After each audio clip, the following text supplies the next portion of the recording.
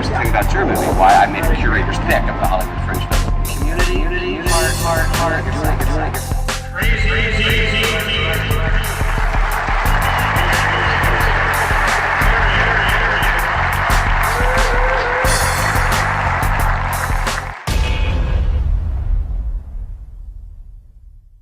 What's going on, people? This is the Film Review. We are the husband and wife team that review movies, music, culture, and whatever else comes to mind. I'm Crazy D. I'm Tracey. And welcome to the Film Review, movies, music, culture, politics, and society film magazine. Welcome to the Film Review, movies, music, culture, and whatever else comes to mind. Each week, the husband and wife team take you on a discussion on culture in movies, music, politics, and society. Brought to you by Lordlandfilmsdotcom. So get ready for this week's The Film Review. What's going on, people? Welcome to Black History Month. Yep. That's a hashtag BHM 2019 Part 2, The Film Review. And do we have a great one for you today? But the first thing I want to ask is, how is your Black History Month going? Are you taking in events? Are you enjoying yourself? Are you doing what you're doing? What's going on to Shondell Newsom? I see him checking in. He's watching right now. Check him out. He's doing big things right here in the city of Las Vegas. So let me do some things while we populate. We are the husband and wife team. I'm Crazy D. Tracey. And we review culture and movies, music, politics, and society, because this is the Film Review. Movies, music, culture, politics, and society. We address it all. If you haven't been watching, we've been making plenty of Black history already, starting on the 1st with releasing the first 2 episodes of the Film Mag under the same title, which is on Instagram on Crazy D Film Dude. That's my Instagram channel. You go there, you put Crazy D Film Dude /channel with Instagram.com / in front of that, and you'll be able to watch the first 2 episodes of the Film Mag. We don't do paper because paper was and pressing onto paper was a 1440 invention in the 15th century, and we are in the 21st century looking forward to pushing things that will go into the 22nd century. All digital. So it's all digital and it's moving pictures. Also, we just released the first music culture segment that shows on Facebook, and that it features FCC Music Group. They just finished doing a performance yesterday at the Vinyl. And so let me go on ahead and do some quick population of what's going on. So how's your Black History Month going? It's going great. And I can't wait to talk about the 2 films that we're going to be covering. That's right. And both films have been nominated for Oscar awards. And definitely one of the films, The Favorite, Olivia Colman won a Golden Globe for Best Actress. And we're going to get into talking about who the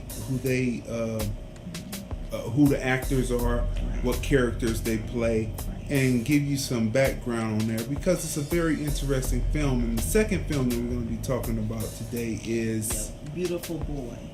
And speaking of Black History Month, Black Panther is back in the theater again. So, for those who didn't get a chance to see it the first time, or for those who did and you want to see it again, because I've been thinking about going to see it again. Didn't get to see it the 2nd, 3rd, 4th, 5th, 6th, 7th, 8th, 9th, 10th time, you can definitely go. Now, I heard on the news that it's supposed to be free. So they're releasing it for Black History Month. Yeah, for free. To see That's what they said on the news. But it's definitely in the theater, because I went online and I looked. So I am definitely going to go see it again tomorrow. Yeah, go see it tomorrow. Okay, so listen, as I populate to let people know that we're on, you know what I mean? how is your Black History Month going? Let us know what's going on with you. You can feel free to write into the comments, and we're going to respond back to you because we are very interactive with this platform right here. I don't think when Black Panther was in the theater originally, first time, we didn't have the film review. No, we didn't. So I'm thinking about maybe doing a film review on it. Yeah, that would probably be a good idea. Go see it, get refreshed in it, and then deliver why it should win Best Picture. Yeah, we should go do that tomorrow. That's what we'll do. Yeah.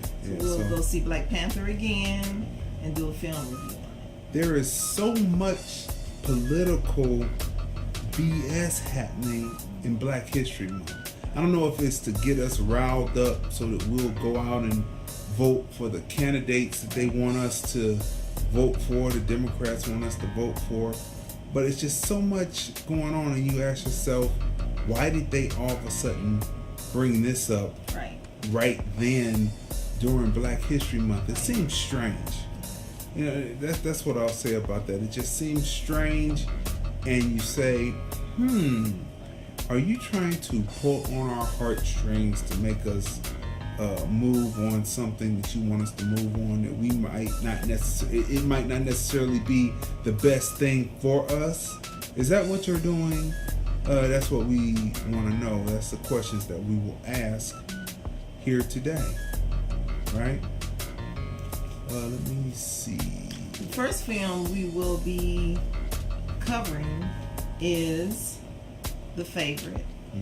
The cast, we'll talk about it, but it was. I'm glad we went to see it.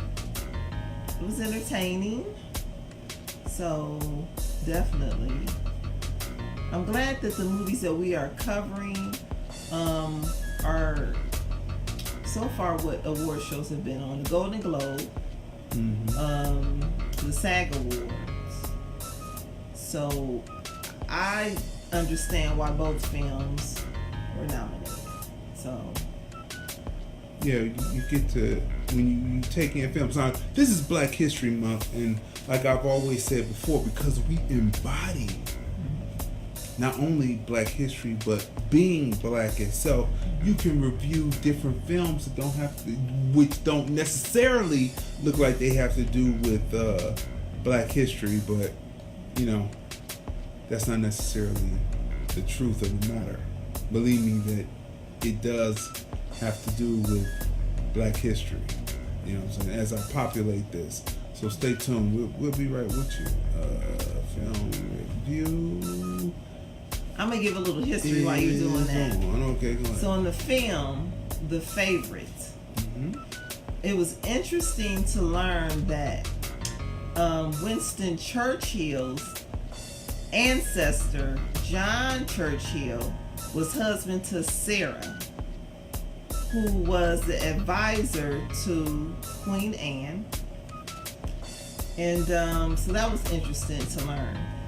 Also, Winston Churchill, in his book, he mentioned his relation to Sarah, and he wondered who Queen Anne's favorite was. Was it Sarah? Was it Abigail? But he found it quite interesting to have an ancestor whose wife was an advisor to the Queen. So that was an interesting fact. So it's just interesting. And you think about today, right? So we had George Bush Sr., and then I guess the junior presidents. Jeb ran, but he didn't win. So, and with Churchill, right? So Churchill was also an advisor, right? But he became then the prime minister. Yeah. Okay. And then to learn that his ancestor's wife was advisor to the Queen, which is still political and politics. So it's interesting how like the family line. And then his male ancestor, which he comes through that line because she was married to Churchill. Right. come to find out after Queen Anne passes on and George I comes in, he becomes the advisor for George I. Now, for those who may ask, what does this have to do with Black History Month?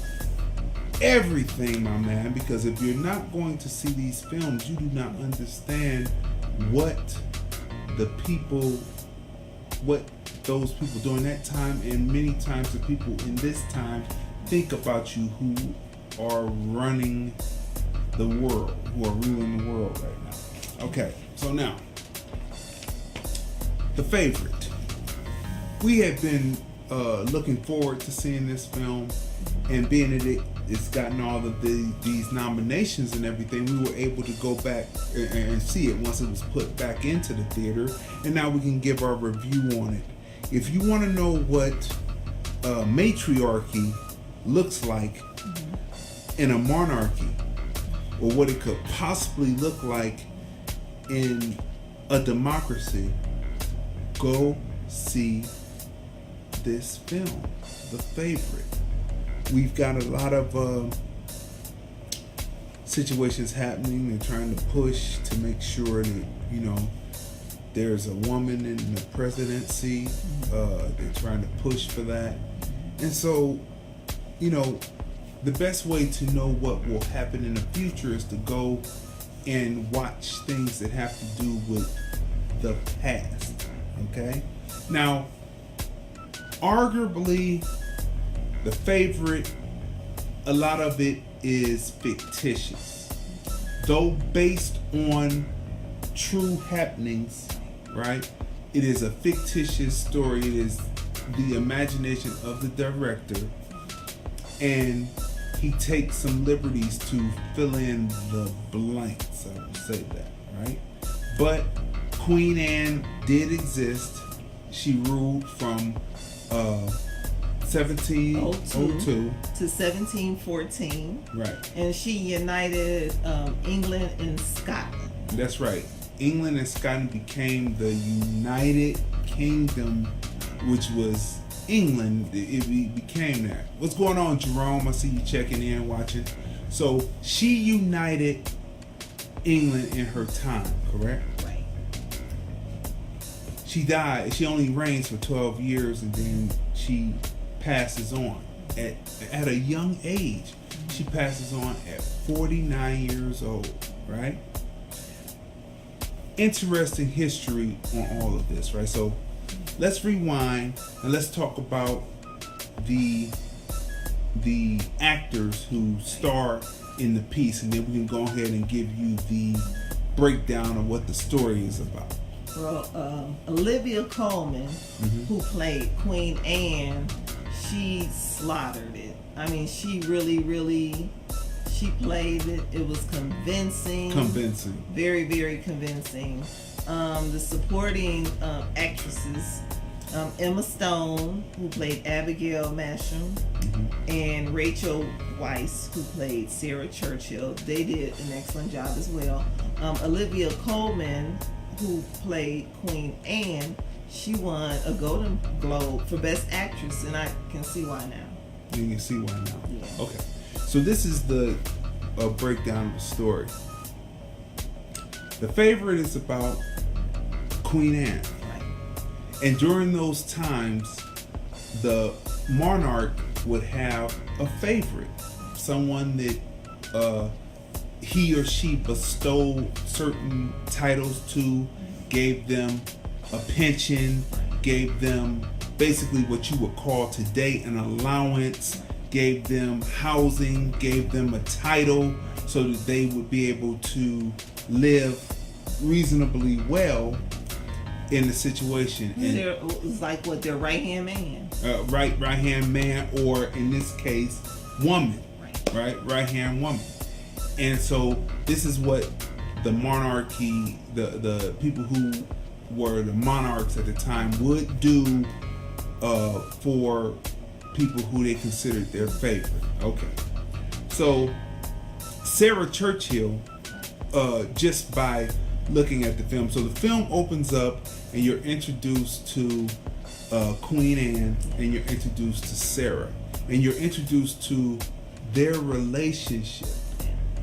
Their relationship is one that started while they were young. You know, what we would call elementary school, they would call I forget what they call grade school, but it would be, their relationship began in grade school in a bullying situation.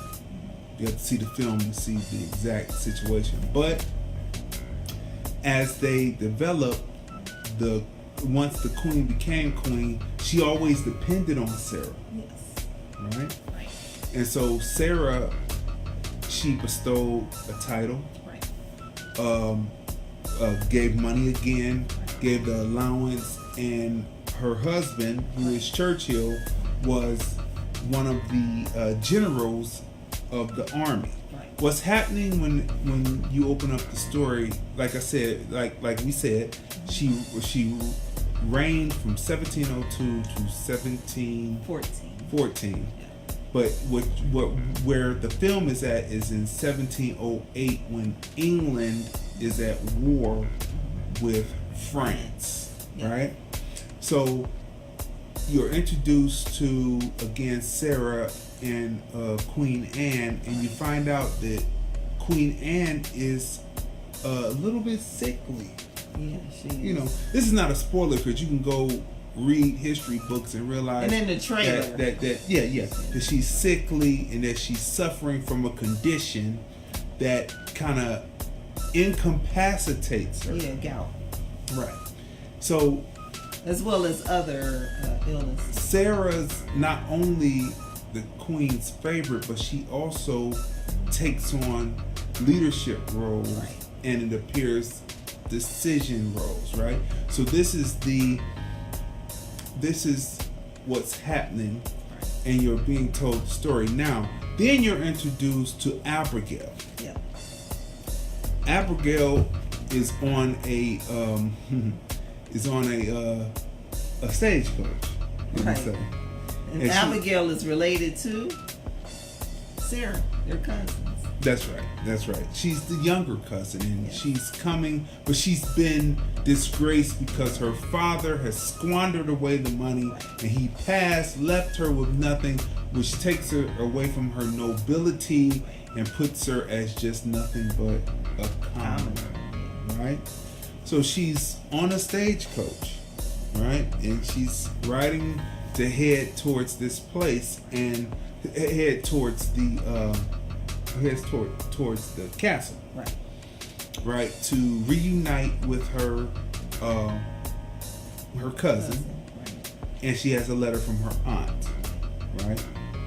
So it's very interesting, the hierarchy of people when they're supposed to be nobility versus commoner. It's very interesting, that dynamic that they show to you in these films, and how people play this out. Like you'll see this in many different films. Even in the film, you see even among the commoners, there is a chain of command.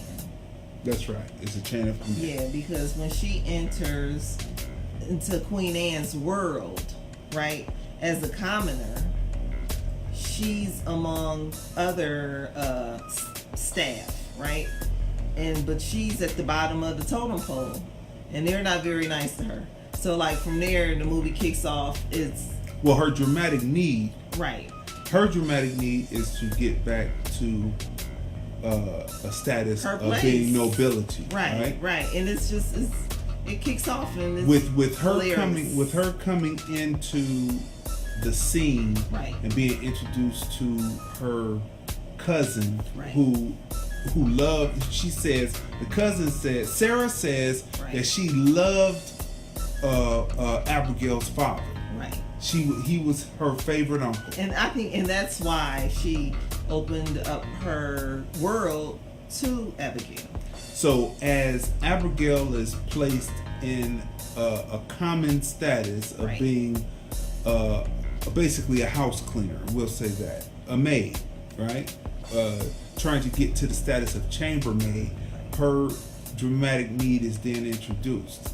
At the same time as the story opens up, then after the first 10 minutes, and then after you open up, you find out that Sarah, due to Abigail's arrival, her dramatic need is to stay in her position. Right. And the Queen's dramatic need is to be appreciated. Yeah. And so this is what happens. So this uncommon denominator of Abigail coming into this world that is already established, Dutch cracks the world, and thus that's the initiating event, her coming in, and then it moves forward from there. Now, we can't give you details, but there are some nasty things that take place in this And movie. we can say that it's quite entertaining. You will be laughing in certain areas. You will be shocked. You'll be shocked, Yeah, but you know they're categorizing it as a dramedy, and I really don't see that it's a dramedy because this is some real heavy whiteness going on. You know how like people say something is dark? I don't use that word. When it's something like they say President Trump is taking us into a dark place, I say no. President Trump, it all appears to be a white supremacist, so he's taking us into whiteness, into a white space. They're calling this film, they're saying it's a dark comedy. They're calling it a dark comedy. But there's nothing comedic about it except for that you're so shocked at what you see happening in the film that then you have to chuckle. But this is not a comedy whatsoever. It's not a dramedy, just like Vice is not a dramedy. It is a drama that has some points in it that you're so shocked that you have to chuckle. Now, there is humor in it. There's humor. Yeah. But this is a drama. This is truly drama, and not like a suspense thriller, but it is suspenseful because you don't know which way this is gonna go. Right? Believe me, when you see which way this film goes, you're like, huh? What? So, what you find out in this film is that there is a matriarchy going on. She's a matriarch, and all of the women that are in this piece are actually in charge. You find that out during the time of Queen Anne.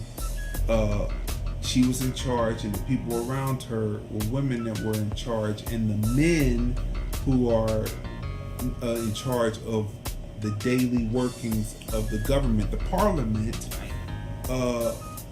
they have to answer to the queen, and there's so much going on within it. So if you want to really see what a matriarchy would be like,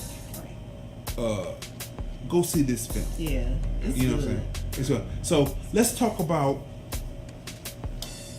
the pacing of the film. Great. From the opening, where you're introduced to the three main characters, and thus also being introduced to secondary characters and third station and fourth station characters. The pacing is incredible. There is no doldrum in the film whatsoever. As you go through, it's telling the story, the dialogue within it, to get to the backstory. Hey, Rick. Rick's sister. Hey, what's going on? Rick Hampton. Still rolling with programs. Thanks, brother. So what you find is that there's no slowdown when they show you, because film is more about visuals, but the dialogue within it is not too long. It's to the point, and they tell you the backstory of through the dialogue, through the interaction of the characters, right? beautifully done, beautifully written, beautifully paced. The editing in the post after the shoot, beautifully done. The angles used to tell the story to show dominance and recessive traits, and to tell the story through movement of the camera, beautifully done. There is a dance sequence that takes you on a ride. There's a sequence when Queen Anne walks through the castle, and how the camera moves with her, and how it comes back to what she sits in. And I'll say that, and it's beautifully shot. It was creative. I like how they did the fishlings. You mentioned that.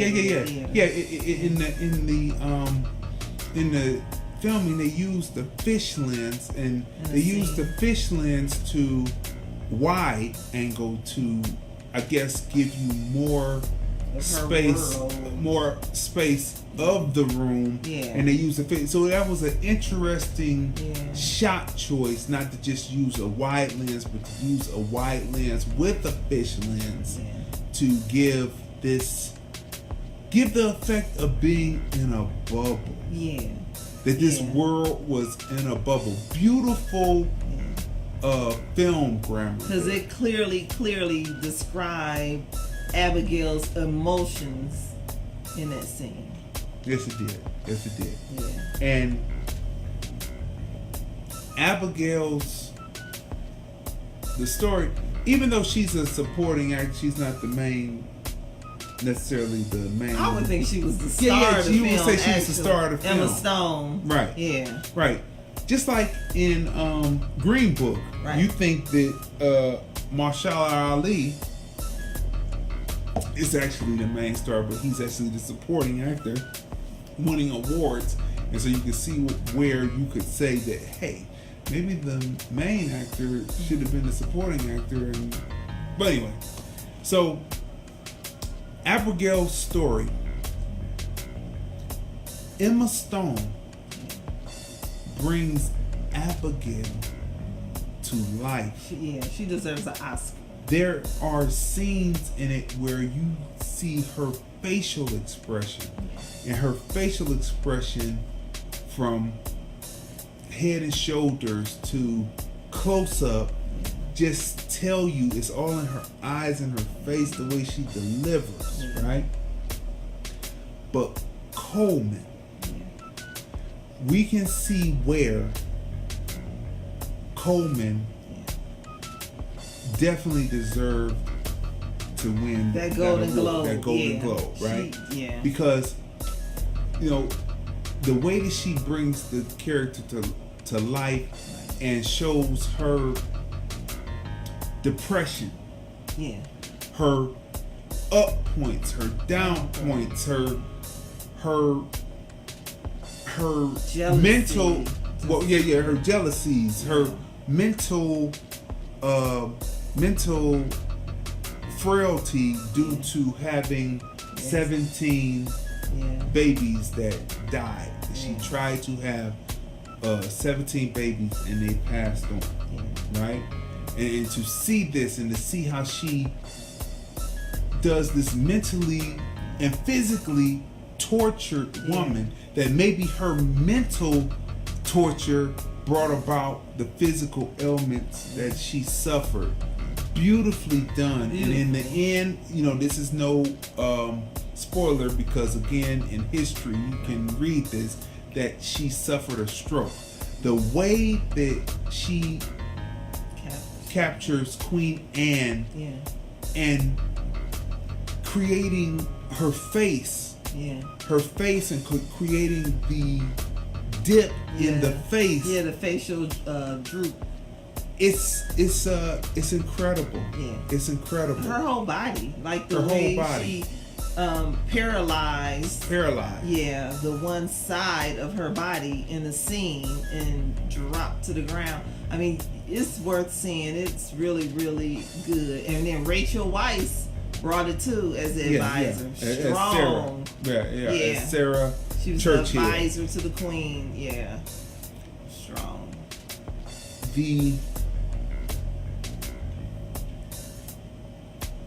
Sarah, being the person that was calculating, Right. she was calculating through the whole thing. She brought this to life, Yeah. right? And the respect level, but at the same time, the anger between the Queen and Sarah, beautifully captured in this picture. Yeah.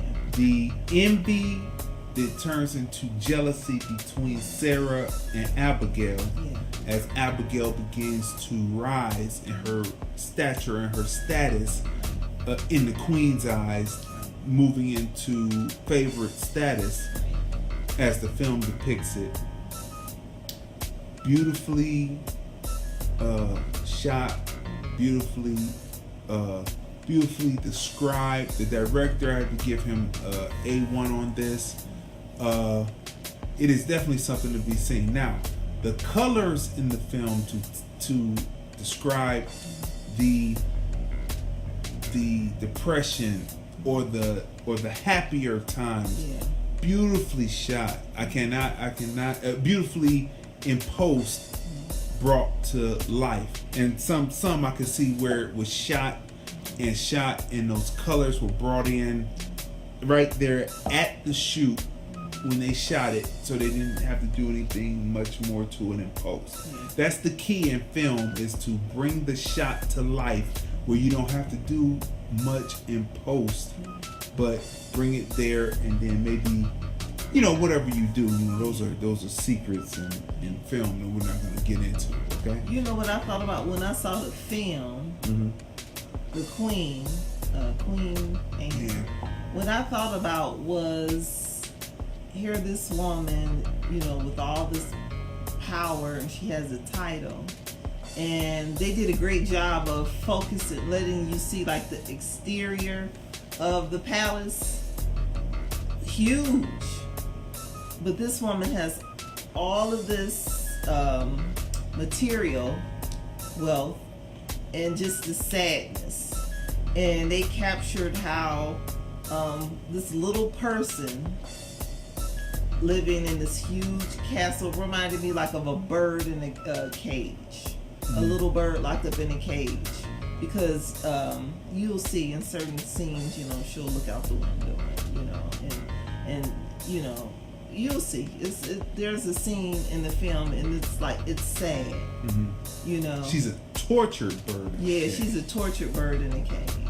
And using the windows, and her in the window like a canary. Yeah. Calling out. Yeah, that's what it reminded me of. Beautifully done. Done. Now, how this applies to Black History Month. If you want to see white supremacy on display, see this film. It is very subtle. There are Black people in the film, right? But if you want to see what was thought, see the film. It's nothing depicting slavery, none of that. Yeah. But just watch where the Black people are placed within the film, and you will see what people who practice white supremacy do. That this whole world is revolving around these people, and they really see no one but themselves, and everyone else is invisible, that have nothing to do with the hierarchy. You see what I mean? So see this film, well put together film, and you always have to go see all films, because that lets you know what people think about you. It's very, very important. If all you see as a Black person is nothing but Black films, right, then you won't know what's happening, and you will look at this and say, oh, that world of the lifestyles of the rich and famous. I equate what we saw in this film to the lifestyles of the rich and famous. With Robin Leach, right? Lifestyles of rich and famous, but really the lifestyles of rich and famous, they were tortured. And we were just talking about this. We were talking about this with Shanine, and she was talking about how people who may be like that may be tortured, and a person who may not have as much may be more content, right? Shanine, she chimed in yesterday. She interacted with us during yesterday's filming.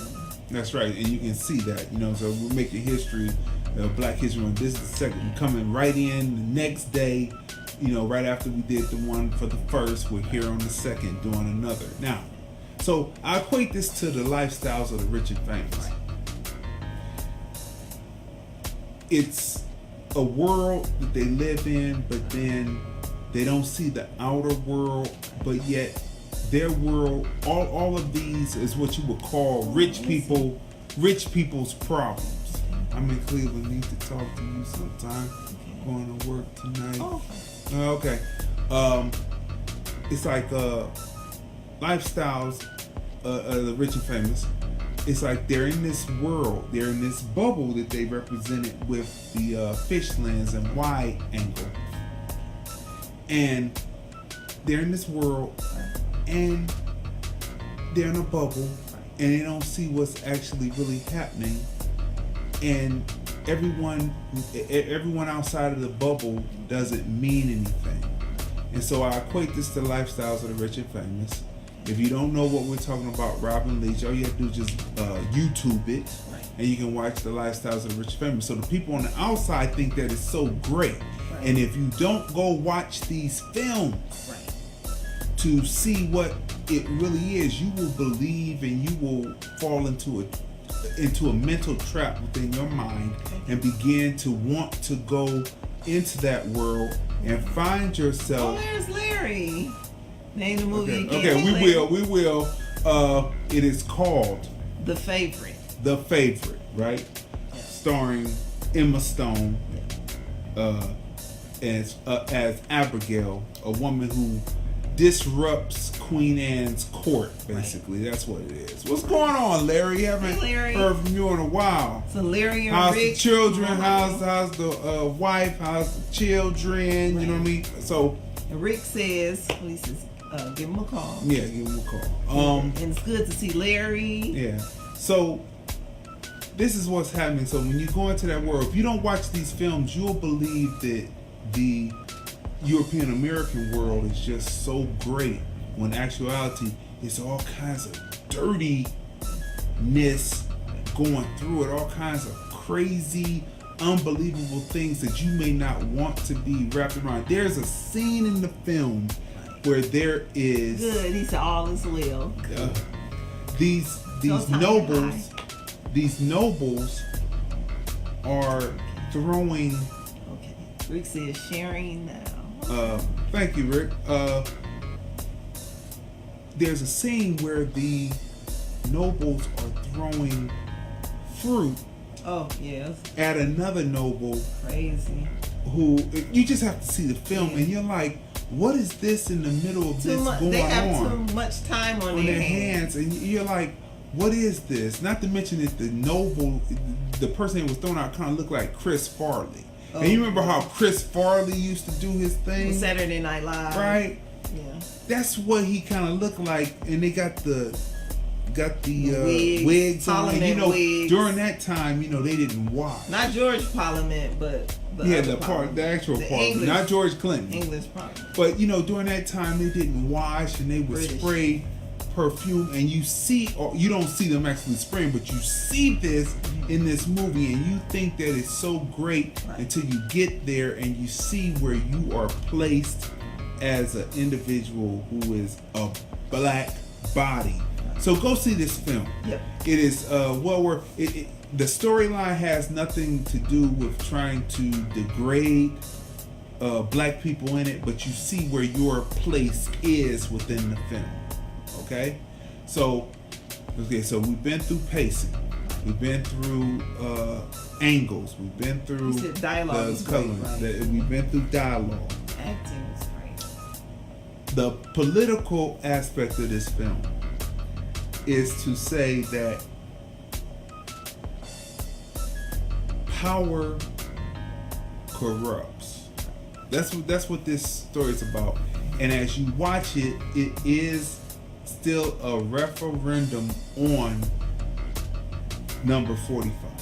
It is. That's what it's there. It's within there, and it's showing. Here's a person who has a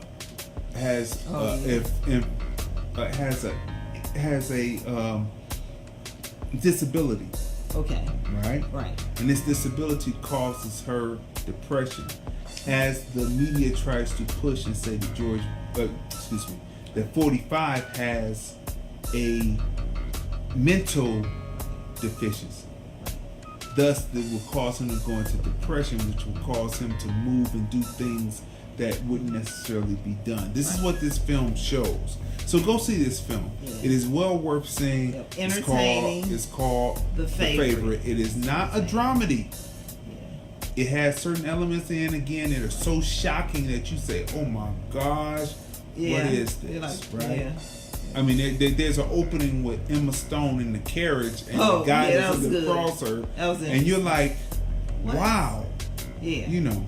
So, what would you rate The Favorite? I would give it a 10 because it's entertaining, and that's what you want in a film. Something that's entertaining, it's not boring. You get a little bit of history, a little history lesson in it. Great job. The acting was great. Shocking parts in the movie. I like that, films that'll give you like a little twist. This movie is not predictable at all, and that's what I like about films. I love unpredictable films. I don't like movies where you're watching a film and you can just, okay, this is gonna happen next, and it happens. Like, there's no lazy writing at all in this film. The dialogue is witty, it's funny, it's serious. It's worth seeing. It's worth seeing. Yeah. The scheming amongst the different parties that are trying to jostle for power. Right. So like back then, it was like what the Democrats and the Republicans. So you see the two Instead, political back then parties, it would be the Labor Party and whatever party. Independence. Yeah. So that's what it's like. I'll give it a 10. But the same thing, the acting in it is A1. Yeah. The use of facial expression, especially Emma Stone and Coleman as Queen Anne. I mean, you will be immersed in it, because as I was sitting there, I was so immersed in it that I was even talking to the screen. Yeah, he like, was. What is this? I mean, what? I mean, and then there's a scene that happens in the film. It's just a great movie. It is. Did you hear the woman next to us? Yeah. Oh yeah. She just bust out on some things. Like when people there's certain scenes in there when people don't get their way, and it's like, haha. And depending on who you're rooting for, because you'll find yourself rooting for different people in the film, at different times in the movie, and in the end, you find yourself and you say that these people weren't worth rooting for at all. Now, the closing scene, we're not going to give it away, but you have to see the closing scene because it gives you passage of time while creatively done while remaining on a scene. Now, I'm not going to tell you how they did it because you have to go see this film, but they give you passage of time and let you see what remains. And that's what we'll say on that. Now, learning that Sarah Churchill and her husband, who was a general, and their ancestors of Winston Churchill. When you watch the film Churchill, you have to watch that film. It's another great film. Learning how people think is the greatest advantage that anyone can have. Learning how a person thinks, or how a group of people who run a system that is about oppression, learning how they think is the greatest thing that you can do to defend yourself, right? So when you watch Churchill, I was wondering before I saw The Favorite, why his people were always questioning him as prime minister. They always would question him, double think him, think that what his decisions that he were making, the decisions that he made, were not necessarily the right decisions. You have to see Churchill. Now I understand that the European goes by what's written down in history. They are written. It's printing press, 1440. It's what is written to remember the history and to know. They can go back and say, look at his ancestors. When you see what happens in the film, you'll see why I say this, right? But his ancestors in the film, something happens, and then so you will see why the people in his time in the 20th century, we're talking about 18th century, and then we're talking about the 20th century with Churchill. You will see why the people then would be questioning him, though he was considered in the end one of the great leaders that during the blitzkrieg of the Nazis was able to keep the king, who was the stuttering king, right? Who was the father of now the queen that's in the seat now, and she's living a long time. Queen Elizabeth. That's right. You see how he kept him on track and had him to believe to the point where he could then, as prime minister, rally and keep the coalition together, while then having the king believe his message and rally the people and have them be able to survive the bombings that the blitzkrieg that the Nazis were doing on London, how they were able to keep the stiff upper lip even though their city was being destroyed by the bombings from the airplanes. And you see how he was able to go on, and that he was a great leader, and then later that same stiff upper lip that they exercised during that time then helped them to be able to resist the IRA, the Irish, who were bombing them to be considered to get from off of underneath English rule, which the IRA thought of as oppression, right? So, but my main point in saying this is, when you watch Churchill and you watch The Favorite, you see they go through history, but at the same time, instead of letting other new faces in, they will go back and pull from the names of the past if they succeeded or didn't succeed. They will pull back and they keep giving chances. And we have to know our history enough to go back and pull from people and bring them back and do somewhat the same thing. Or if we're not going to do that, we have to know our history enough to know, okay, we're not going to make those mistakes again. And I want to make sure I pull into the people who are skilled enough to get the job done. Right?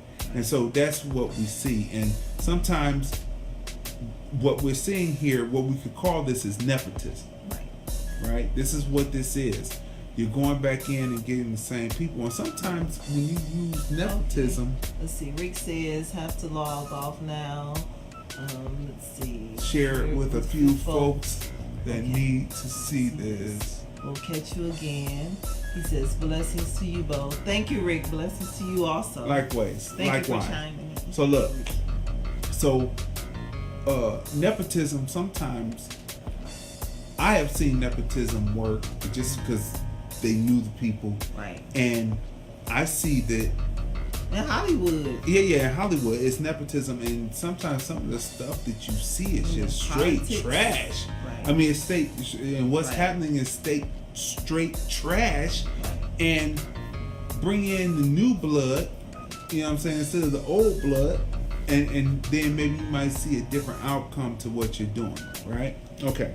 So we just gave a rating on that, and we just went into Churchill. So actually, we just talked about a couple of more films than what we said we were going to talk about. Yeah, but you make sure you see that because it's beautiful. It's beautiful history. Yeah. So there's the movie about the stuttering king. Right. Then there's Churchill, Right. and then this is it that goes back to the 18th century, and then the two films were based in the 20th century about the same contemporary time there. Worth seeing, and you see how people think and how they operate. Yep, and again, The Favorite is nominated for an Oscar award. And Olivia Colman, like we said earlier, she won a Golden Globe for Best Actress for her role as Queen Anne in The Favorite, and well deserved. So the next film is Beautiful Boy, which is also Oscar, nominated for an Oscar, Golden Globe, as well as many other Now awards. this film came out when? It came out last year, just like in 2018, just like The Favorite. 2018, right. Yeah. Now, Beautiful Boy, we saw that on Amazon, Yeah. right? Amazon Prime. We saw Beautiful Boy. Okay, so the setup of this film, there's a father. Yeah. He doted on his boy. Yeah. Him and his wife divorced. Yeah. This is in flashbacks. Right. She's really. By the way, they did a great job with flashbacks. Yeah. In my opinion, she was a no-account woman, leaving the man with the child. The child grows up with what's the word? What how could I phrase this? Mama abandonment issues. That's what he grows up with. He's always doted on. The father sees him as a perfect child. Right. Thus, beautiful boy. He always called him, "You're my beautiful boy. Yeah, You're my beautiful boy." Yeah. And what does the beautiful boy do but go out and get on methamphetamine? You know what? What does the beautiful boy do? Get out and get on methamphetamines. Now, this film is another example of white supremacy. This film is also a true story. It's a true and it story. Is based on. We're gonna talk about things. But the reason why I say it's white supremacy because the same people who would have said when the crack epidemic was out, lock them up. Right. Lock them up. Well, now they're saying what? It's a health issue, now it's and give them thing. Right. Now, this is also another example of how the Black History Month, hashtag BHM 2019, of how black people, the first inclination of black people were to say, lock these people up. Lock the drug dealers up. Lock up the addicts. The addicts that broke in and stole my VCR and stole my stuff. Lock them up. That shows the level of self-hate. And this film right here shows the level, though there are certain segments of people who are in the ruling class who are allowing drugs to come in to destroy the lower white classes. The white classes still have enough love of self to say that this is a health issue and not a criminal. penal system issue. So let's go. Let's go and talk about the stars. We kind of gave you a little bit of the setup there, but let's go on who's starring in the film. Okay. Well, this film is based on a best-selling pair of memoirs from father and son, David and Nick Sheff. Right. So the film is starring Timothy Chalamet, who plays the son, Nick Sheff, and Steve Carell plays the father, David Sheff. We also have Amy Ryan, who plays the mother, Vicky Sheff, and Maura Tierney plays Karen Barbara, who is the stepmother to Timothy Chalamet, who is the main character, the beautiful boy, Nick Sheff. There is a scene with the stepmother that is so gut-wrenching. It is powerful. And it has to do with being in a car. Yeah. And it's so gut-wrenching. Yeah. And it is the point where where it's almost a point of no return. So look. Yeah. Steve Carell plays this part. Excellent. Yeah, because you felt for him as a father. He goes so far as to experiment to see what his son, to experience what his son is going through. Yeah. How he goes so far as to experience it and then be able to mentally figure out how to combat the need for more, the hunger that comes from becoming an addict. He goes so far as that. He goes to no end, allows so many things to go down. And save his son. What I love is how Steve Carell's character, David Sheff, the father, his love for his son, right? His patience. He had a lot of patience, believe me, and the compassion. And it was just amazing. And then when I learned this is based on the memoirs, the true story, it touched me even more. Because this man loved his son. He rode with his son. And his son does, as you can tell, he wrote a memoir. Right. The son did. Yeah. So he did kick the habit. Oh my gosh. Now, Timothy Chalamet, we said this when we watched the film. He can act. I mean, he played, and then, we've seen many, many films over the years when, the various actors. Hi, Pam. Thanks for checking in and watching. Thank you. We've seen many, many films where the various actors played addicts, right? Mm-hmm. But the young man in this film, Timothy Chalamet, who played Nick Sheff, he embodied it. It was so convincing, especially for me. Not to, you have to see the film, but the scene in the diner, that did it for me. Oh yeah. The scene in the diner between the father and son. Yeah. Great acting is to the point where you're acting, but it seems like you're not. Right? Real effort. It was not a stereotypical portrayal of an addict.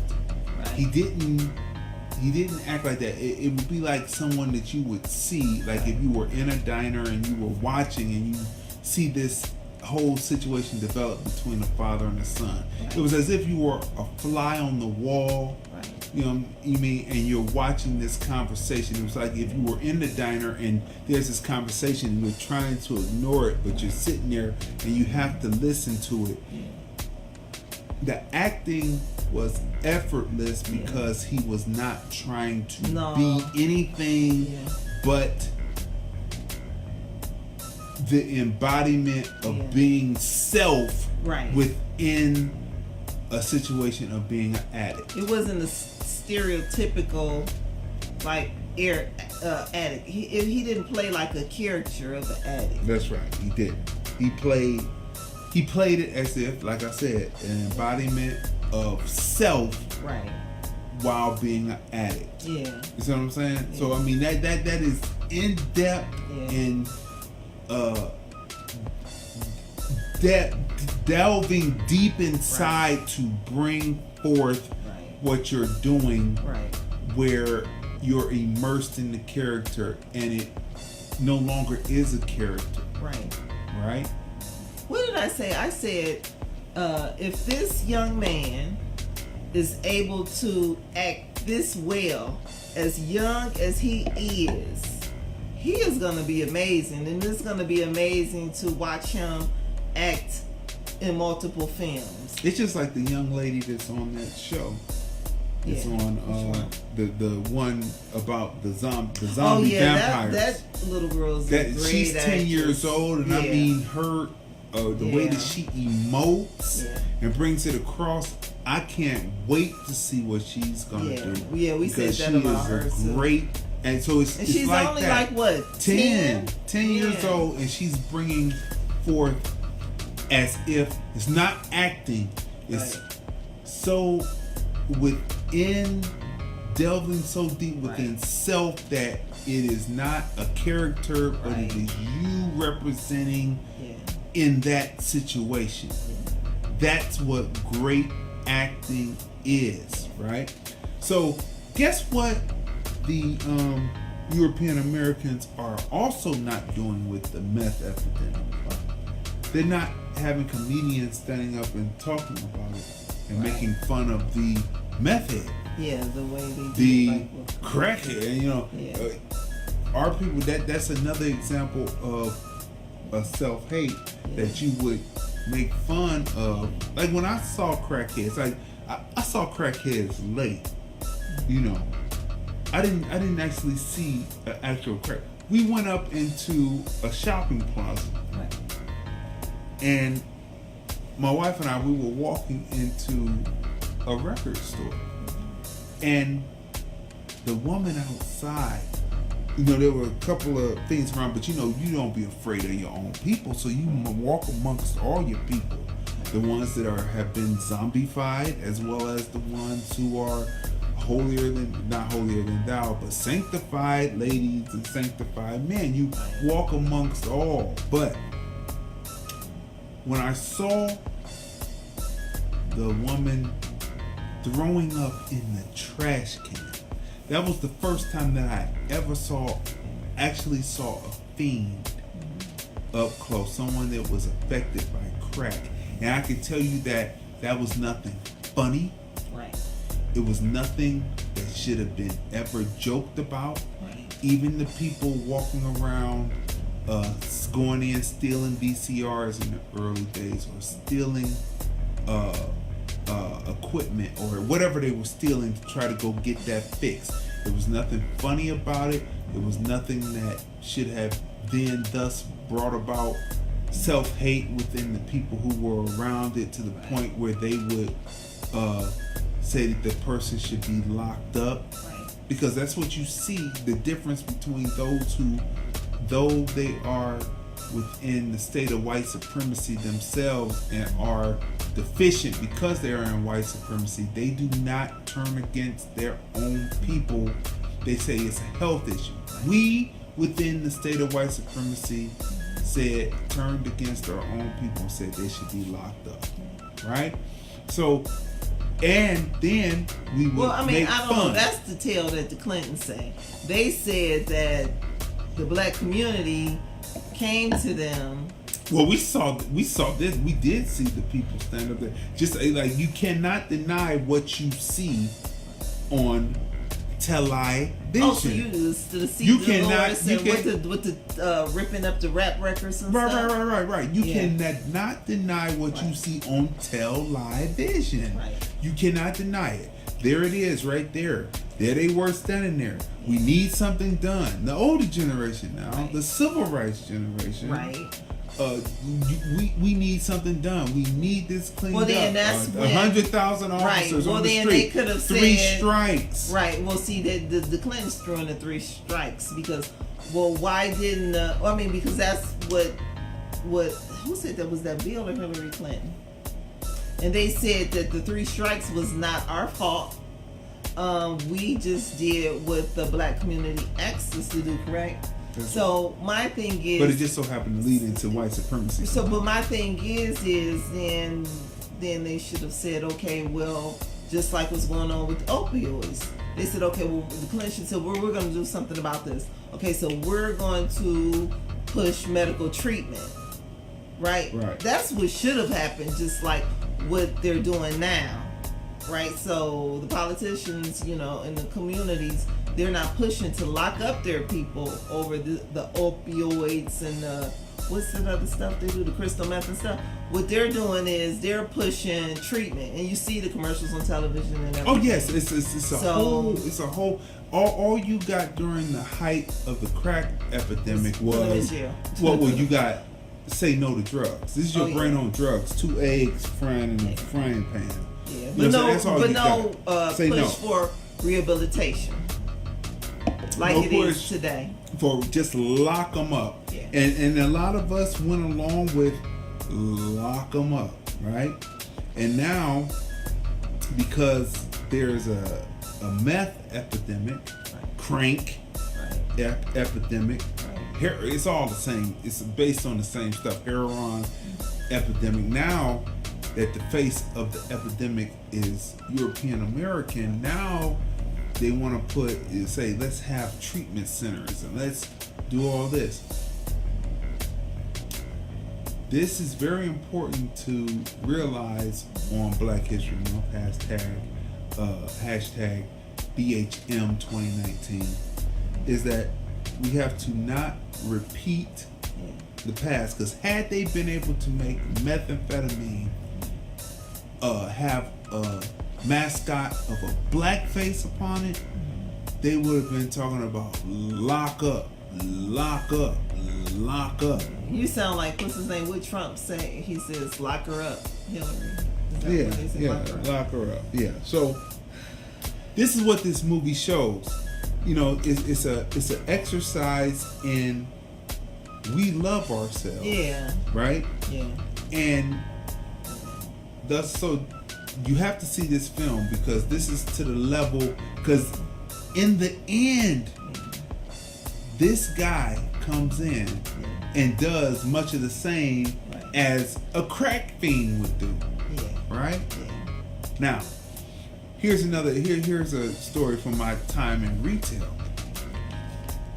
There was a young lady, and she would come in and shop with me, and she was going to school. Right. She was going to school to be a pharmacy tech. Right.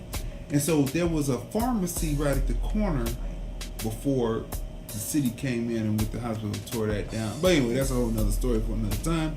But there was a pharmacy at the corner, and she was working in there. I said, oh, I remember her as a teenager, and now that she was an adult and she was in there. Now at the same time, there was a person who had a certain type of business who used to shop with me. And he had a certain type of business. And I tell this story in the Black Ice Chronicles, right?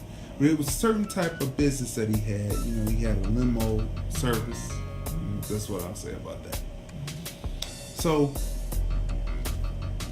one day, the guy comes in and he tells me a story about a person that would cross. I would often see the person pass by, and she would wave at me and say she'd be back in to buy some music, buy a cassette or something, right? So she would go down to the store, get her store from the corner store that had the toiletries and all that, and then come back across, come get a tape, and then she would go back. I guess I don't know what she did from there, but from him telling me the story, she hopped the fence, right? But this so happens that she hopped the fence, and I didn't want this story. Okay, here it came back, people. So I don't know where they cut us at, but they don't want this story out. So I'm telling true stories now. So anyway, she would go. So like I said, this is a story. It entails a young woman who was pushing herself forward. She wanted to be a pharmacy tech, and I saw her at the corner pharmacy doing her thing as a pharmacy tech. and she believed in shopping in the neighborhood. She would get her toiletries and things, come get a tape from me, a cassette from me, and then now learning from what he told me, would hop the fence, right? I didn't know where she went when she hit the corner and went back behind there. I thought, I don't know. But anyway, so she would hop the fence, but he said that she hopped the fence and she didn't have any panties on, and he went and called her and talked to her. The next time I saw this young lady, which I tell the story in the Black Ice Chronicles, next time I see her, she walks past the door and she is emaciated, right? And she is, just, kind of dingy. And then as I look down, I see a person stop her at the corner of the building, and then they go behind the building, right?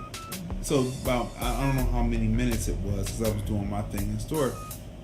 She comes in, and she has this creamy substance on her sundress, and it's kind of like around her lips, and I'm looking at it, and I look at it and I say, is that what I think it is? And we can't say it because we don't want them to cut the feed, you know what I mean? But it was what I thought it was. It was something that could potentially hit and connect with an egg and uterus, produce a child. This was on her sundress, and I'm sitting there, and at first I was going to say, give her a paper towel, say, you got something there, but I didn't want to say nothing because I didn't want nothing, because she was emaciated and she was gone. Her eyes were glassy and watery, right? And so I've seen firsthand how people can be destroyed, and it's here's a person that was a pharmacy tech, bright young, but because she couldn't naturally, because a certain man was not there to protect her in her exposed state. So you're supposed to be able to, even if you see a woman exposed, you're supposed to still respect her at a certain level. Because he couldn't respect her and he saw her, he had a certain type of business, this is what happened. So there she is with the glassy, watery eyes, and she's got this on there, and she says, is there anything that I can do for you? Because I'll do anything, I need work. And so I didn't go into, well, I thought that you were a pharmacy tech. I said, no, well, I don't have anything right now. I'm trying to get her out the store because, I'm seeing this on here, and, if something get flipped, you know what I'm saying? This is going to be a problem, you know what I'm saying? So she left, and I just think about that all the time, and I think that being an addict should never be joked about. It should never be thought of as something that people should be locked up for. No matter how aggravated you get, at the end of this film, the father is aggravated, but never once does he say that I'm gonna get you locked up. No. It's always, you don't hear that at all. You don't hear that at all in the film, and this guy is going from all kinds of levels. He don't say, well, I'm gonna get you locked up, get you sent away. It's all rehab and treatment. It's all rehab and treatment. So that's what I said. I love the love for his son, as well as the mom, the stepmother. This film, it displayed within his family, including the two little children, his siblings, love, patience, and compassion. Patience and compassion through disappointment. Yeah. Through continued disappointment. Yeah. That's what this film showed you. So we have to extend love and compassion through continued disappointment. And thus and so we can strip ourselves of the brainwashing that they put into our heads that cause us to treat each other as less than human and be what we are, truly human beings. In this film, Beautiful Boy. Another scene that stood out for me is, well, first of all, the father, played by Steve Carell, David Sheff. He's a writer for, he's a freelance writer. And one of the magazines he writes for is the Rolling Stone, right? So when he sat down with a counselor for a drug treatment facility, and the guy thought, oh, you're interviewing me, for one of your articles. He said, no, I have questions. My son is, he let him know that this is personal. And his son was battling with drugs, with these demons. And that scene right there, like really, really touched me. Because it went from, it started off him coming in the office, sitting down. The counselor thinking, this is a business. He's a writer for a magazine. I'm going to give an interview. But then Steve Carell just his acting was great too. He just, like, his guard was down, just defenses. He just looked like a father who was just like so desperate, to help his son. And he was asking questions and he was writing things down and he was doing serious research, but like on his personal life. He was literally doing research trying to figure out why his son was going through what he was going through, and then so we're not going to tell you about the film because you have to see it, but Beautiful Boy. And the father literally does research. He does interact with others who are going through this, and he's trying to figure out, and this man gave beyond 100%. Beyond 100%. Here's the kicker to meth use, and meth addiction. There's a scene in the film where he's trying to help his son, and then he takes him to a rehabilitation center. Right. And the rehabilitation center woman says, we have a 98% success rate on people who are addicted to drugs, right? Now, the same scene in My Wife that comes later in the film, maybe 20, 30 minutes later into the film as you go through the paces and time passes.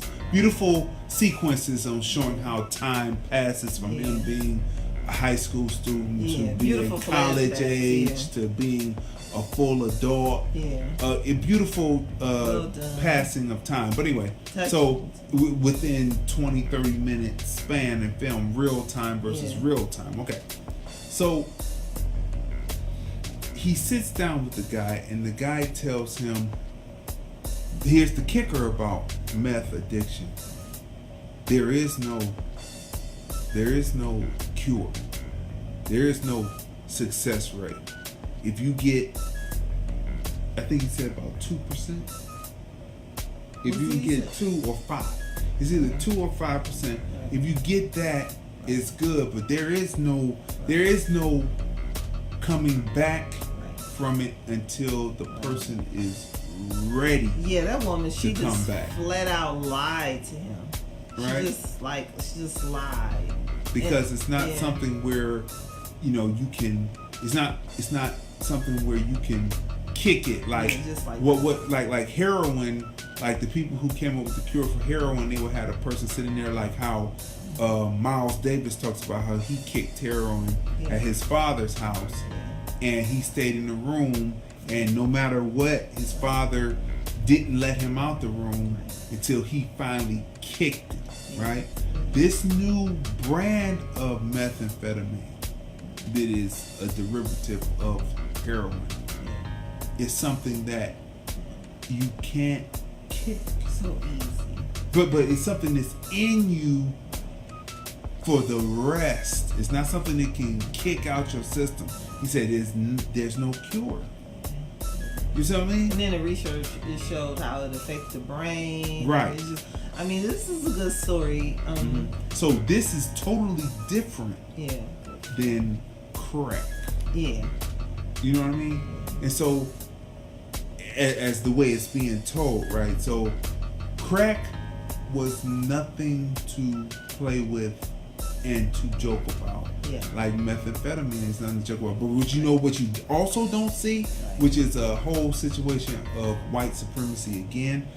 During the crack epidemic, all you saw were fiends. They showed them being served, showed them dying out in the street, showed the drug wars and the death that was happening. They showed that on the 6 o'clock and the 11 o'clock news, right?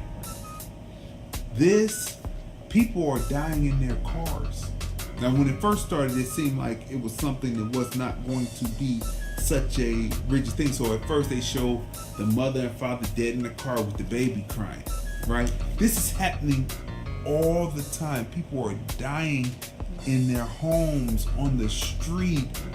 They are not showing this. You would not know that the meth epidemic was at crisis levels like the crack epidemic, because they said this is a health issue and not something that can be resolved through the judicial system. Lock them up, right? So this is a lesson for us during Black History Month, hashtag BHM 2019, is to love ourselves like we should love ourselves, because we are a beautiful planet, create everything, and even in our pain we bring about greatness. So pacing of the film, no slowness, and then when it gets to the final crescendo where enough is enough, I'm telling you, the scene with the stepmom in the car is so gut-wrenching, and that is the point where it says of no return. But you know what wasn't called? The police. Right, it wasn't. Right? The stepmother was a rider. She rode with her husband. She rode with her husband through thick and thin. Yeah, she helped raise him, because when she married the father, in the flashback, it looked like he was like, what, maybe 6 or 7? 6 or 7, right? So, and he was going through mother abandonment issues. Yeah. The mother, like I said, in my opinion, was absolutely, positively absent. And that's what I'm going to say to you. And then when she comes in, this guy has been dealing with beautiful boy for years trying to work it out. And she thought she could come in a few, but anyway, that's besides the point. So really the pacing of the film, excellent. The music was great too. The music moves along and it tells the story of time period. Yeah, right. It did. So they had great music in the film. Like I said, the father in the film, played by Steve Carell, was a freelance writer. So one of the magazines he wrote for was the Rolling Stone. And then speaking of cinematography, you can tell in the film his love for music, because you saw like the magazines, I guess like the various Rolling Stone magazines in which he wrote articles for. You saw like the albums, his music. You could tell he was all about the music man. And the soundtrack was great in the film too. And the artwork. Yeah. The drawings that the son did told the story.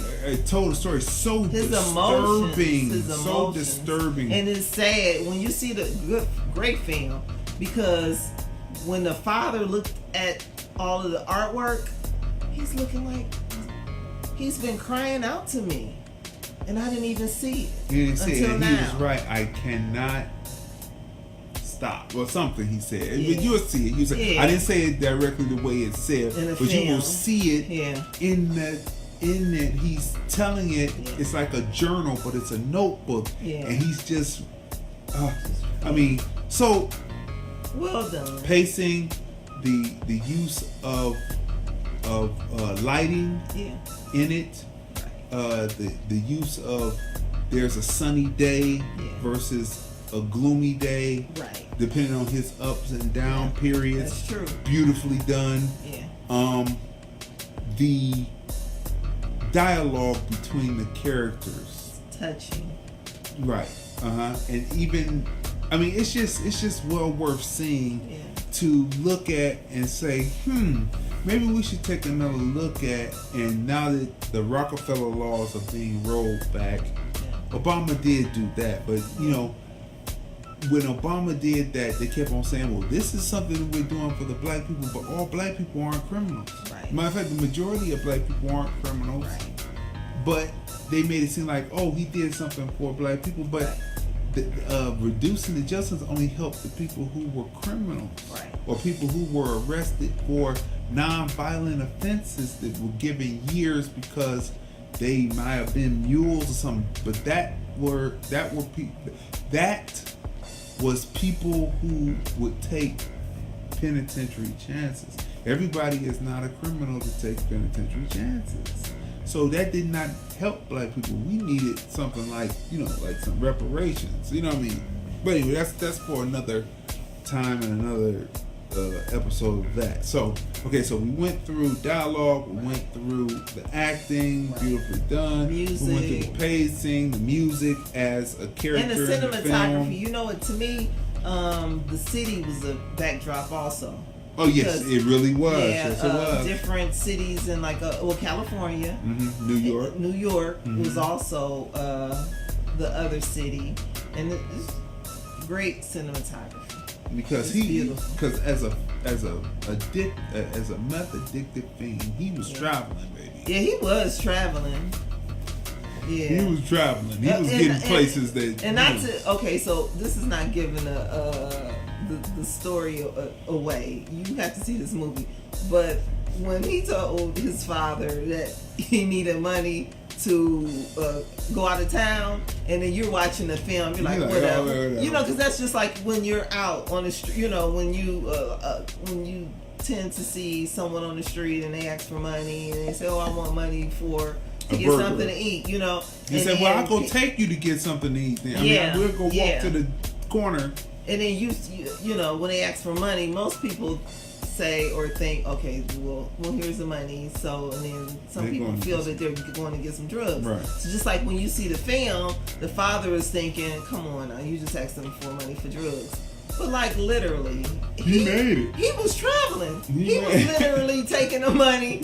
To not only was he an actor, but his father didn't give the father didn't give the money. Well, don't tell the film. But I'm just sometimes he did, sometimes he didn't. But you got to see it. But it's worth seeing. Beautiful Boy as well as The Favorite, and they're both films have been nominated for multiple awards, including the Academy Awards. Beautiful Boy right now is on. At the time we saw it was on Amazon Prime. So hopefully it's still there, because I noticed like when a movie is nominated for an Oscar, they're quick to snatch it from other platforms and put it back in the movie theater. Mm-hmm. So hopefully it's still on Amazon Prime. But if you have the opportunity to definitely check out Beautiful Boy, whether it's Amazon or Netflix or Fire Stick or go to the movie theater. The Favorite is in the theater. Two really good films. So you won't be disappointed. So what would you rate Beautiful Boy? I would give it a 10 because, like I said, the acting was just superb. Like the father's acting, Steve Carell, the mother, Maura Tierney, the stepmother rather, Maura Tierney. Like she just like. You feel for her, and I'm just like, because what did I say? I said that was her stepson, but she practically raised him. She married into the family when he was a little boy, so she was so invested, and she was a rider with her husband. Because in most movies, you know how we talked about other films where someone is an addict, right? And then normally the spouse. One of the spouses is just like, I'm over it. Right. Kick the kid out, especially if they're like a step parent. Mm-hmm. But this woman, you would think she gave birth to him. She loved him a lot. And there's a touching scene. The touching scene you talked about? Mm-hmm. Yeah. So, Maura Tierney, she did an excellent job playing Karen Berber. Mm-hmm. Steve Carell, David Sheff, the father. Timothy Chalamet, who played Nick Sheff, who's already won multiple awards for this role. Great film. You have to go see it. I'll give it a 10. Yeah. I'll give it a 10 too. Steve Carell, coming from being a comedic actor, really brings this home. It's like how he was in Vice, Right. playing Donald Rumsfeld. Yeah. He brings the character. He does a great home, job. right? Yeah. And you're sitting there like you forget that you're it's watching Steve Carell. Right. You see him as that character. He embodies that character. So I give it a 10. The pacing excellent. Yep. The gut wrenching feel of it, and the way it's captured, the way the director takes it, the way that distrust is brought about and how it's resolved. You just have to see the film. So I give it a 10. So see the film. So we just finished talking about Beautiful Boy, and we finished talking about in Collateral. We finished talking about Churchill. Right. And the Stuttering King film, because we came from seeing The Favorite and all of these. Is that the King's Speech? The King's Speech, that's what it was, about the Stuttering King. It was Queen Elizabeth's father, right? And so all this goes from the 18th century and comes back again the 20th century. Names resurface again. You know, so see these films and see how people think, and you will educate yourself on things and realize that the grass isn't greener on the other side. Sometimes it's just the same old. But now, same old fertilizer. You know what makes of us in fertilizer. Speaking of Black History Month, I believe, isn't it Queen Charlotte? Was she the Black Queen? That's right. She was. When are we going to see a movie about that? Yeah, Can we so get that's what Spike I was Lee? thinking I would like when to I see saw. Spike Lee do that, where they're pulling them along on the cart and the camera's around the person, they're doing it. You know, that's Spike Lee's And Queen Charlotte, the Black Queen. That's right. Yeah. In real life, we're talking about real life. I thought it was Sophia. Charlotte, Sophia. Either way, Queen Charlotte, Queen Sophia. Was that her You middle know name? what I'm saying? I don't know. But anyway, when is that film coming out? We would like to see that. But anyway, so look. Things that are coming up in the future that we are looking forward to seeing. Coming up very soon. Coming up next week and the week after. First is American Soul. I have to say it like Donnie Simpson used to say it on BET. He used to say Video Soul. And he used to say American Soul.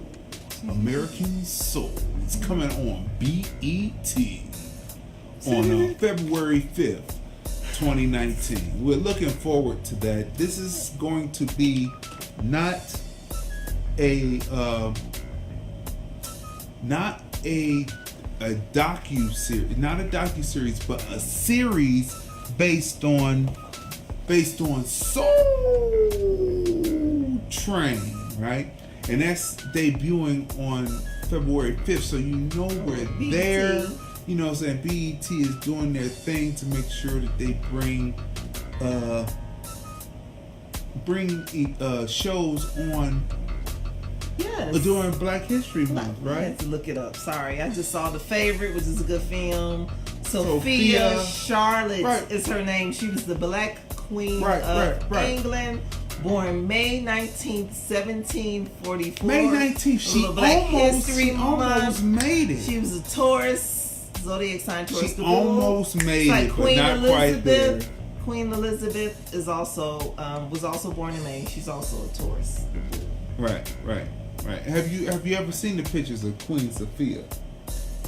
Have you ever seen the pictures of her? You know who she kind of looks like? Go back to the other picture. Can we show it? Or no, we can't show you. It's probably Getty Images probably owns it, right? Okay. But she looks like that actress. She looks like that model that used to be in the videos with the freckles. Yeah, she does, and she's on American Top Model. Sometimes she assists Tyra with helping prepare the. Yeah. She also looks kind of like Whoopi Goldberg's daughter. Yeah, she does. Yeah, it's that line going through. Yeah. You know what I mean? And her husband was also fair skinned. Did you know that the English queens and kings were once black and they would powder themselves up to look more white for their white subjects, but then after a while their white subjects got upset with them being in power. So thus, if you don't believe it, go research it. Start with Queen Sophia Charlotte, right? Okay, so American Soul, right? The story of Don Cornelius. I'm excited and looking forward to seeing, growing up watching Soul Train, so it'll be fun to see the behind the scenes, with the dancers and learning more about Don Cornelius. And the only thing about my only critique, because I come up during the age in the period in what they call the golden era of hip hop. I was there enjoying it, DJing within it. And what I have to say about Don Cornelius was everybody loved Soul Train, and Soul Train could have been still, to me, just my opinion, could have still been on top. But when hip hop came in, instead of, this is another example of how we sometimes, for hashtag BHM 2019, how we sometimes will shoot ourselves in the foot because we're not willing to move forward with just making sure that our people can advance. Though situations happen where music was taken out the schools and the arts programs were cut to try to demoralize and to depress a group of people, but the people went into the attic, found records, and took that what they didn't learn theory anymore, and took the theory that was on vinyl and flip it around to make a new theory on two turntables and a mixer, a microphone, breakdancing, all that, and made this, and not stop the forward momentum of a people. And for people to be within that time and be that came from the generation before and didn't understand the detrimental actions of Reagan, not only taking arts from out the school and music from out the school, but also releasing the pebble to fund a war, right? Yeah. So you're looking at that, but at the time, all you can do is look at the young person that came up. Curtis Blow was the first one to break in. He said he was looking forward to being on Soul Train. He was looking forward to it. And Don Cornelius right there on Soul Train, I don't get it. I don't get hip hop. He said it instead of just saying, yes, it sounds good. All it is a beat, no melody. There's where okay, you let hip hop on, but you were begrudging about it, and you didn't see that it was an extension of what had happened in the past. It came from jazz, blues, That's gospel. what I was wondering. Wasn't he familiar with like the poets or like the last poets? Gil Scott Heron. Oh, but Gil Scott. Yeah, but prior to that, like a history of like just poetry, like poets, in the community, rapping over or reciting poetry over music. But specifically Gil Scott Heron in the last poet. I mean, wasn't he familiar with, or what's his, Nicky Jim? And what's gosh, we saw this a few years ago. What's his name? It was a black and white, and they were rapping years ago, way before. Oh yeah. I forget. It was the Ink Spots, right? They had a song where they were more like rapping and chanting, right? Them too, right? As well as, I can't think of his name now, but we saw it was in black and white.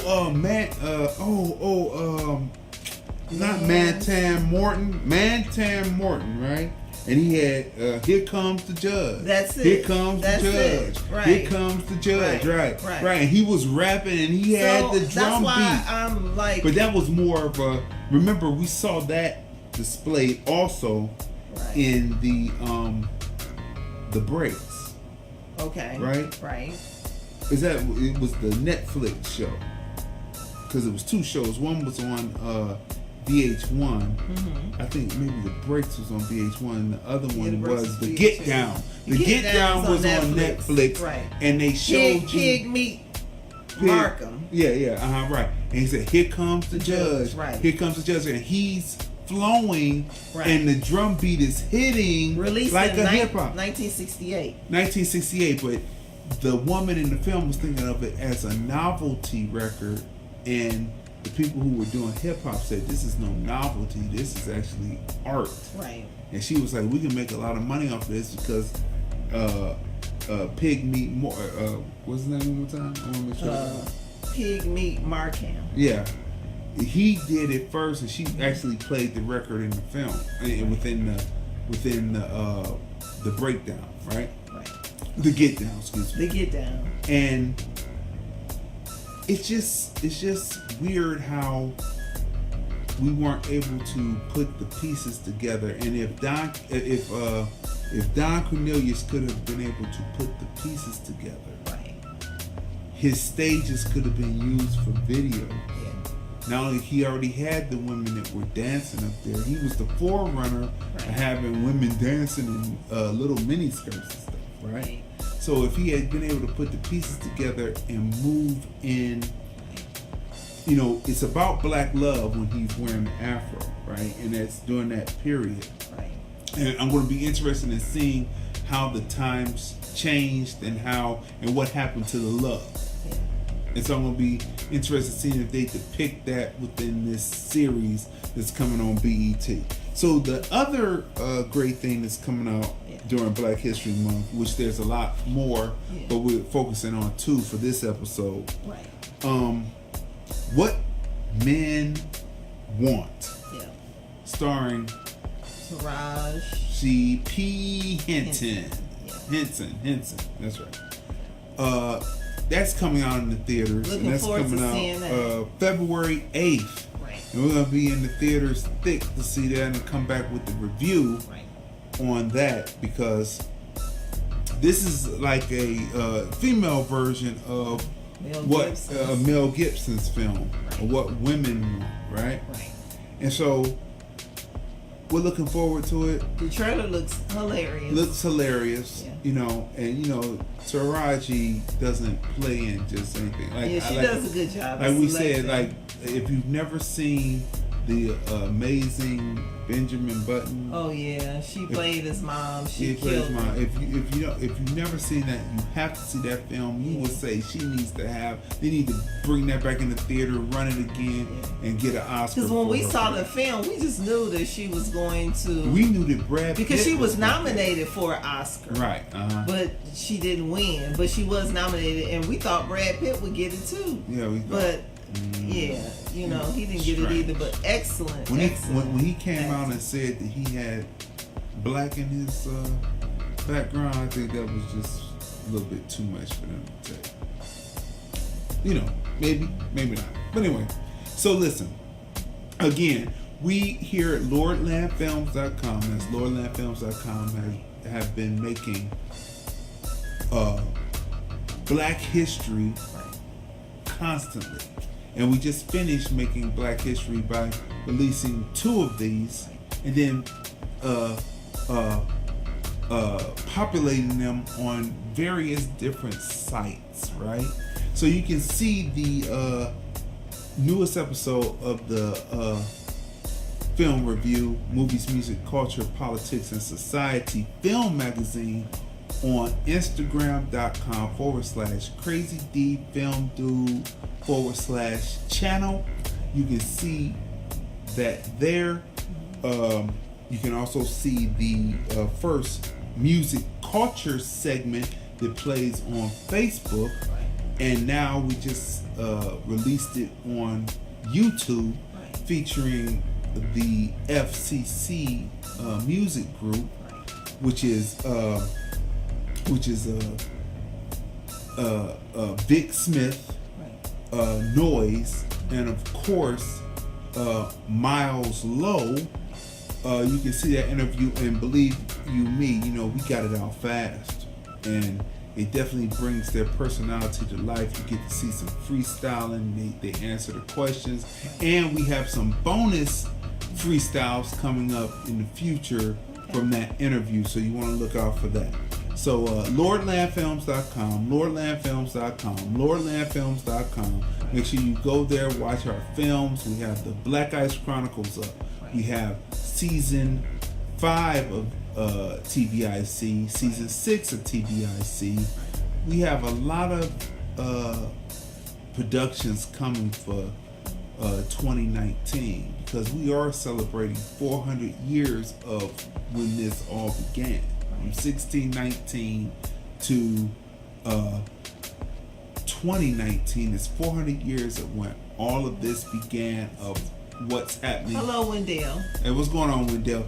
What happened in the United States, though we can go back further because we are in the state of knowledge of Pan-Africanism and going even beyond that. So this is what we're doing at Lordlandfilms.com. We'd like to thank you for watching this episode of the Film Review. Movies, music, culture, politics, and society. We are the husband and wife team. I'm Crazy D. Tracey. And we'd like to thank you for watching this episode of the Film Review. See you again shortly. Advertise on shows produced by Lordlandfilms.com. The Film Review, movies, music, culture, and whatever else comes to mind. Brought to you by Lordlandfilms.com. The hosts, Crazy D and Tracey Dion. All music heard on the Film Review available on iTunes, Apple Music. Live stream recording and audio, Crazy Dion. Research on topics, Tracey Dion. The Film